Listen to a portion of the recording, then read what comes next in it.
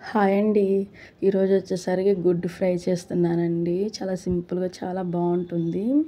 Oil ఏసేసి ఇంకా పచ్చిమిర్చి, ఆనియన్, కొంచెం అల్లం వెల్లుల్లి పేస్ట్, ఉప్పు, కారము, ధనియాల పొడి, గరం మసాలా ఇవన్నీ ఏసి ఎగ్స్ ఏసేసుకొని పుదీనా, కొత్తిమీర ఉంటే వేసేసుకోండి. చాలా అంటే చాలా బావుంటుద్ది.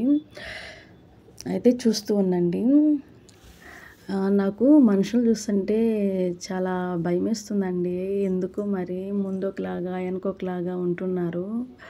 మనుషుల్ని నమ్మకూడదు. ఒకప్పుడు వేరు. మా నాన్న చెప్పేవాడు. ఒకప్పుడు ఒక ఊర్లో ఏదైనా ఒక సమస్య వస్తే ప్రతి ఒక్కళ్ళొచ్చి దాని పరిష్కారం చూసుకునేవాళ్ళంట.